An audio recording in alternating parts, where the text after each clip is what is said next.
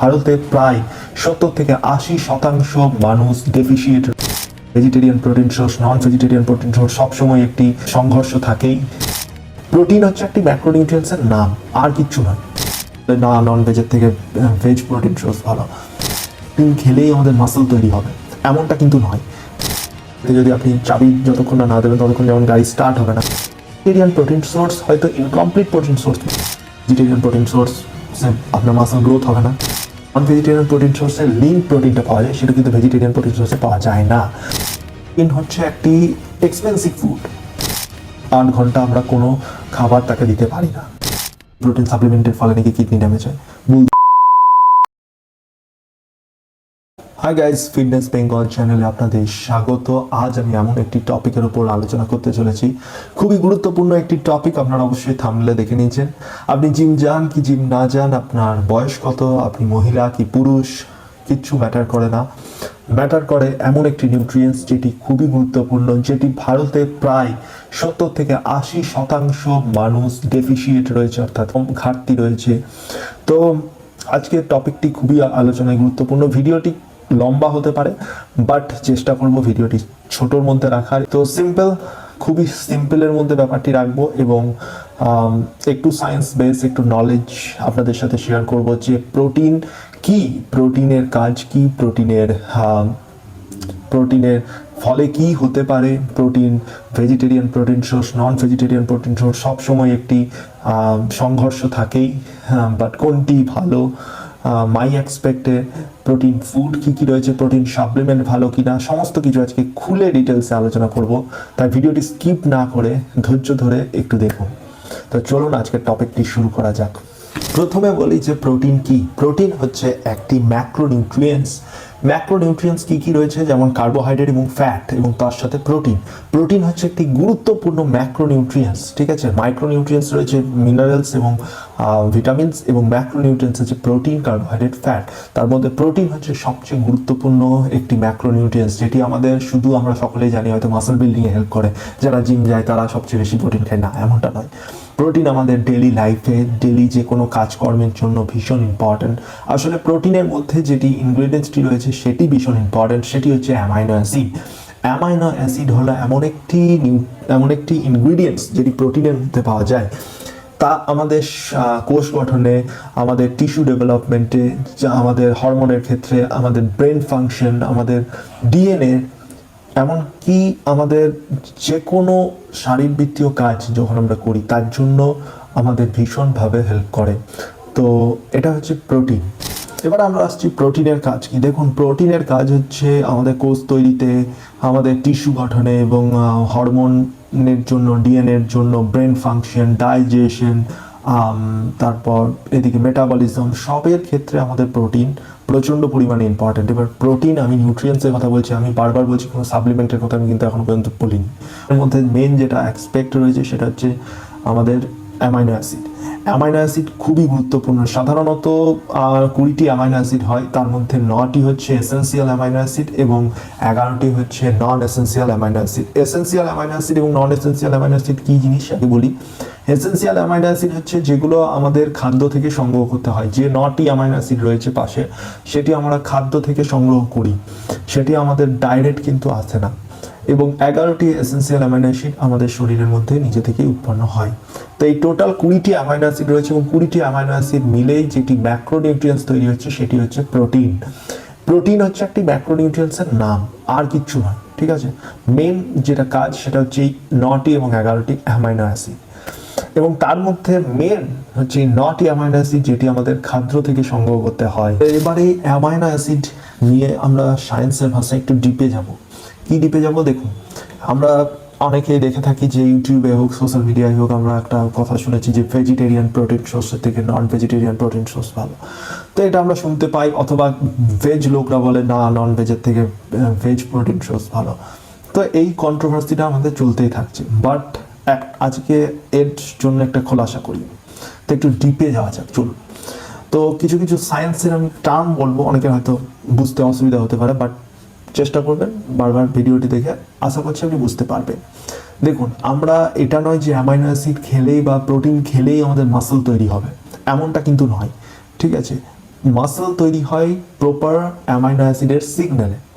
সেই যে সিগন্যাল, সেই যে সংকেত অ্যামাইনো অ্যাসিডের, সেই সংকেতটিকে বলছে অ্যানাবলিক থ্রেশহোল্ড। ঠিক আছে, এটা হচ্ছে এমন এক প্রকার সংকেত যেটি আমাদের শরীরের মধ্যে যখন আমরা অ্যামাইনো অ্যাসিড খাই, অ্যামাইনো অ্যাসিড কিসের মধ্যে দিয়ে খাই? Protein food, protein rich high protein meal যেটা, তো তার মধ্যে যখন আমরা খাই তখন আমাদের শরীরে একটি সিগন্যাল যায়, সেটি হচ্ছে, সেই সিগন্যালটিকে বলছে অ্যানাবলিক থ্রেশহোল্ড। এই যে অ্যানাবলিক থ্রেশহোল্ড বা যে সংকেতটা আমি কথা বললাম, সেই সংকেতটা প্রধানত একটি অ্যামাইনো অ্যাসিড দ্বারাই সেটি পাঠানো হয়, সেটি হচ্ছে লিউসিন। ইয়াস, আমরা জানি, আমরা বিসিএ খাই, অনেকে বিসিএ, আমরা জানি ব্রাঞ্চেন অ্যামাইনো অ্যাসিড। ব্রাঞ্চেন অ্যামাইনো অ্যাসিড আর কিছু নয়, তিনটি amino acid, leucine, isoleucine and valine.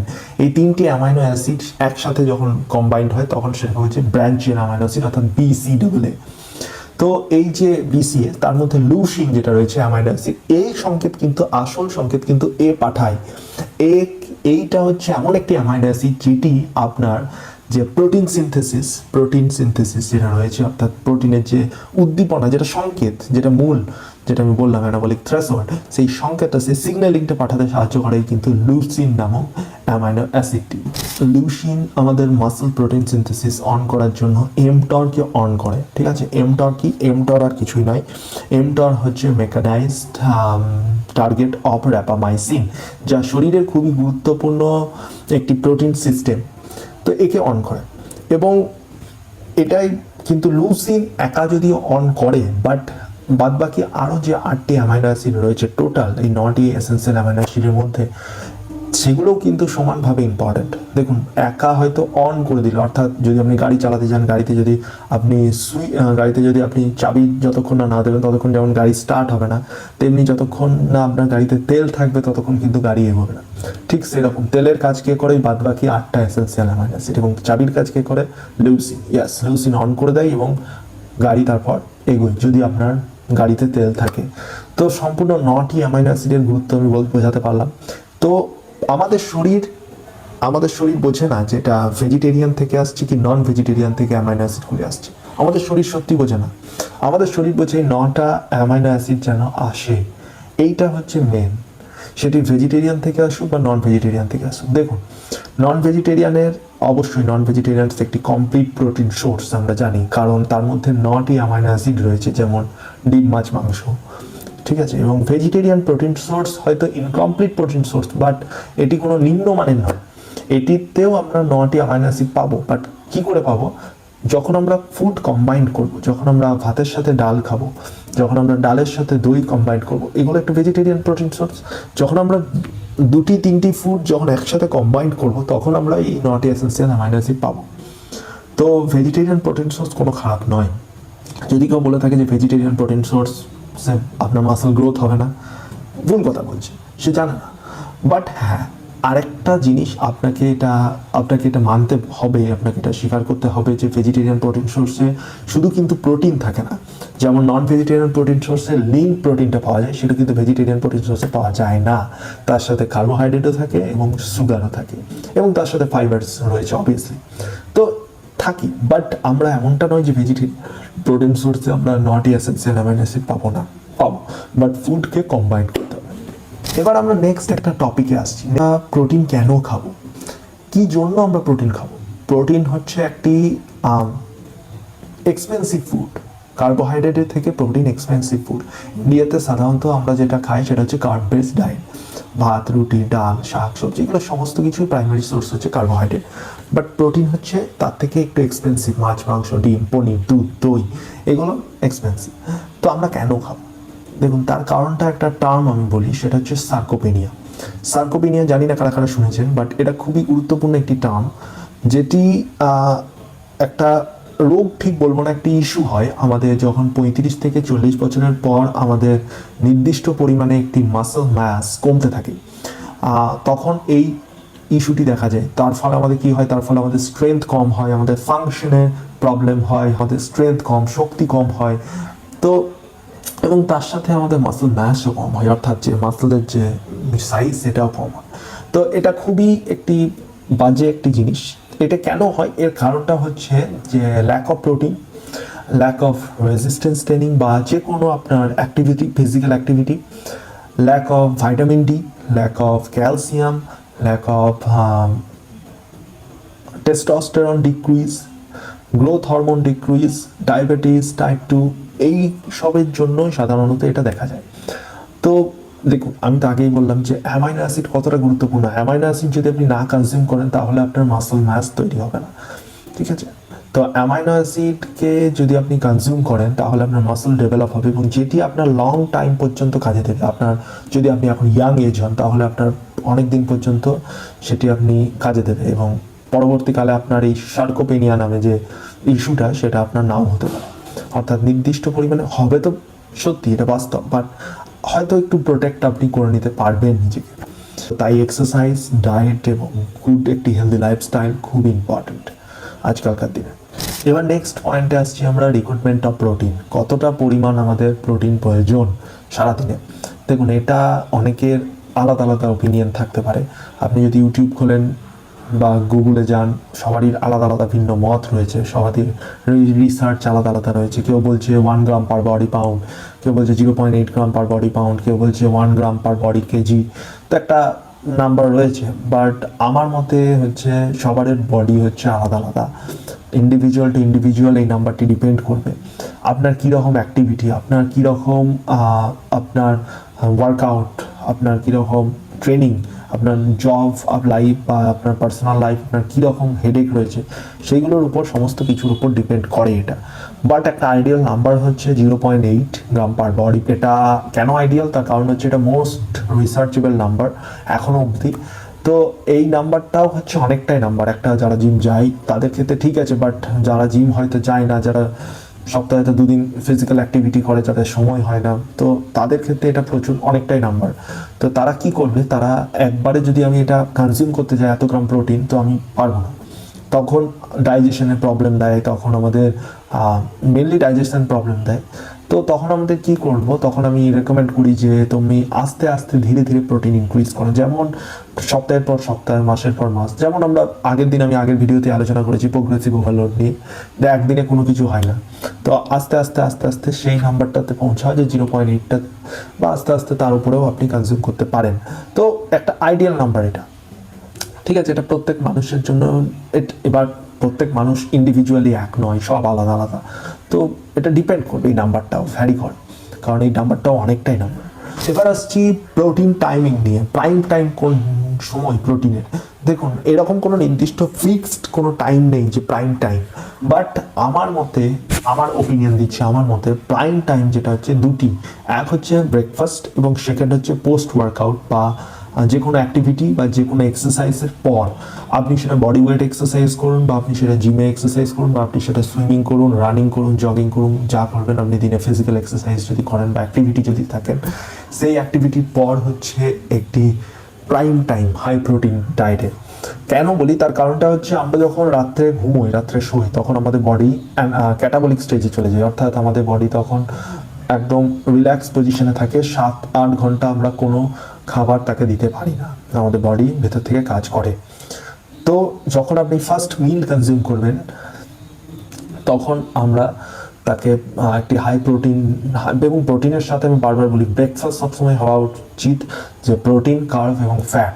প্রোটিনও রয়েছে, প্রোটিন একটু বেশি পরিমাণে রয়েছে, ফ্যাট রয়েছে এবং কার্ব রয়েছে, ঠিক আছে? এবং তার সাথে আরেকটি হচ্ছে, যখন আমরা ওয়ার্কআউট করি, অবশ্যই ওয়ার্কআউটের সময় আমাদের বডি ক্যাটাবলিক অবস্থায় চলে যায়। তো তার জন্য আমরা পোস্ট ওয়ার্কআউট নিলে আমি সবাইকে রেকমেন্ড করি যে প্রোটিন সোর্স যেন থাকে, যাতে আপনার মাসল ব্রেকডাউন হয়েছে সেই মাসলকে রিপেয়ার করতে সাহায্য করে। তাছাড়া এমনি ছোট ছোট মিল যেমন লাঞ্চ, স্ন্যাক, ডিনার, এগুলো তো অবশ্যই প্রোটিন দরকার, বাট এই দুটি টাইম ব্রেকফাস্ট এবং পোস্ট ওয়ার্কআউট খুবই ইম্পর্ট্যান্ট সবারই ক্ষেত্রে, যারা জিম যান কি জিম যান না, যে কোনো অ্যাক্টিভিটি করেন তারপরে এবং ব্রেকফাস্টে খুবই প্রয়োজন। এবার আসছি আমি প্রোটিন কি কি ফুড রয়েছে, ভেজিটেরিয়ান প্রোটিন এবং নন ভেজিটেরিয়ান প্রোটিন। দেখুন, প্রোটিনের আমরা সকলেই জানি, এগুলো আলাদা করে আর কিছু বলবার নেই 2026-এ দাঁড়িয়ে। প্রোটিন ফুড রয়েছে আমাদের, যেমন তাও আমি বলছি যে ডেয়ারি, লেগিউমস মানে ডাল, যে সমস্ত ডালগুলো রয়েছে, ডেয়ারি মানে দুধের যে সমস্ত প্রোডাক্ট, যেমন দুধ, দই, ছানা, পনির, ছাঁচ, লস্যি, এগুলো। এবং তার সাথে ডাল রয়েছে, মুগ ডাল, মুসুরির ডাল, বিউলির ডাল। তো বিভিন্ন বিভিন্ন ইন্ডিয়ান কালচারে ডাল রয়েছে। তো এবং তার সাথে রয়েছে সোয়াটা হচ্ছে ভেজিটেরিয়ান একটি গুড প্রোটিন সোর্স। সোয়া চাংস, সয়াবিন, সোয়া মিল্ক হয়, তো এগুলো। এবং তার সাথে আরেকটি ভেজিটেরিয়ান প্রোটিন সোর্স আমি বলতে পারি, সেটা হচ্ছে কিনোয়া। সাধারণত এখনও খুব মার্কেটে কম বিক্রি হয়, বাট এটিও একটি গুড প্রোটিন সোর্স। ঠিক আছে, কিনোয়াতে ভালোই প্রোটিন রয়েছে, আপনি কনজিউম করতে পারেন ব্রেকফাস্টের সময়। তো এগুলো হচ্ছে ভেজিটেরিয়ান প্রোটিন সোর্স। এবং নন ভেজিটেরিয়ান তো আমরা সকলেই জানি, ডিম, মাছ, মাংস, সকলেই জানি ডিম, মাছ, ডিম, egg whites, whole egg, chicken breast, whole chicken, fish, white fish, সাধারণত হোয়াইট ফিশে বেশি পরিমাণে প্রোটিন থাকে। এবার আসছি আরেকটি খাদ্যে, আরেকটি ফুডে, সেটি হচ্ছে রেড মিট। রেড মিটেও প্রোটিন থাকে, বাট রেড মিটের ক্ষেত্রে বলে রাখি যে রেড মিটে স্যাচুরেটেড ফ্যাটও থাকে। তো স্যাচুরেটেড ফ্যাট অবশ্যই আমাদের দরকার, টেস্টোস্টেরনের জন্য স্যাচুরেটেড ফ্যাট খুবই দরকার। তো স্যাচুরেটেড, বাট সেটা একটি লিমিটেড পরিমাণে। তো রেড মিটে স্যাচুরেটেড ফ্যাট থাকে অনেকটাই। চেষ্টা করবেন যে সপ্তাহে 1-2 দিন ঠিক আছে, বাট ডেইলি যেন রেড মিট কনজিউম না করাই, আমি তো বারণ করি। এবার আসছি আমরা লাস্ট এবং ফাইনাল পয়েন্ট, সেটি হচ্ছে প্রোটিন সাপ্লিমেন্ট নিয়ে।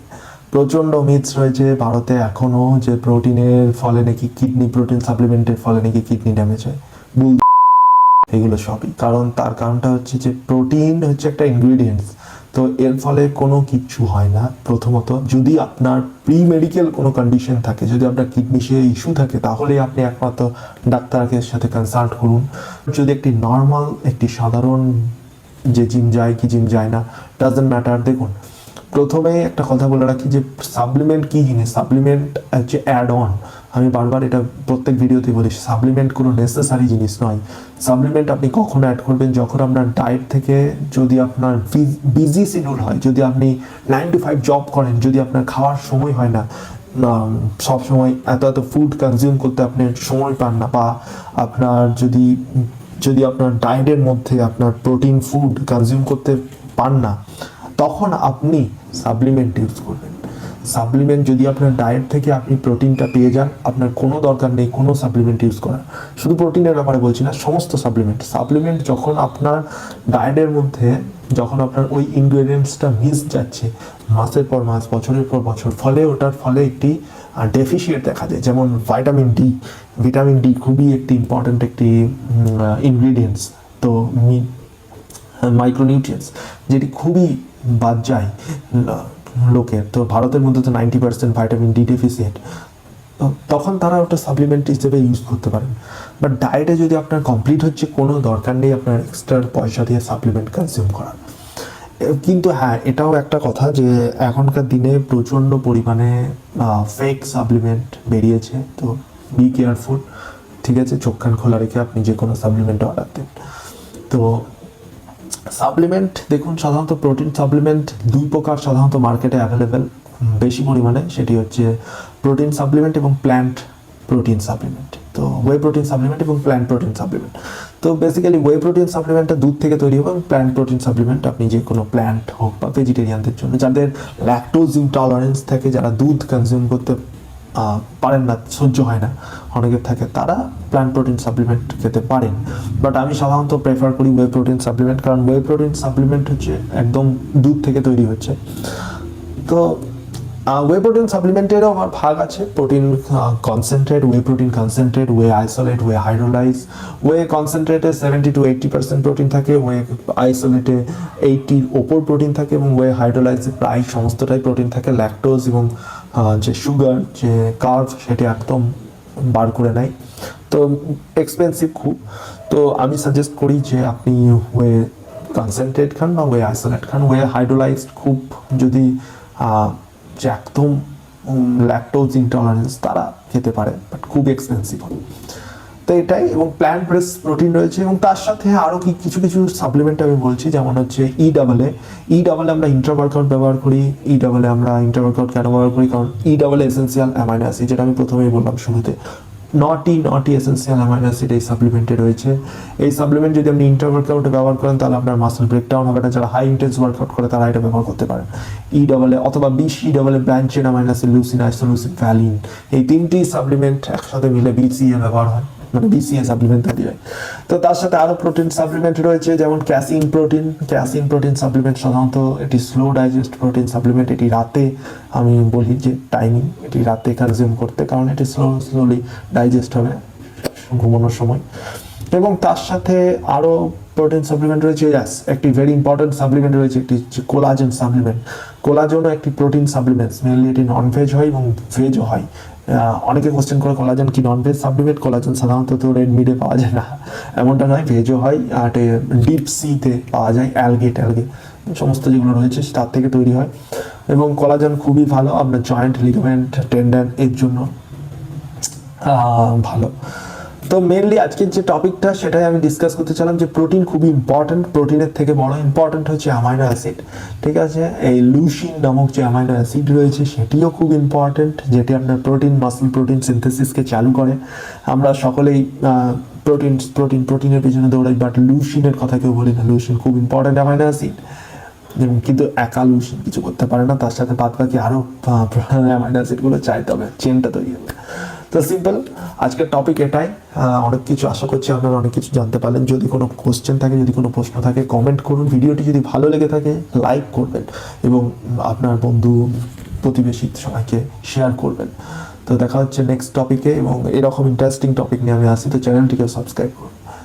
গুড বাই, ভালো থাকবেন, সুস্থ থাকবেন এবং প্রোটিন কনজিউম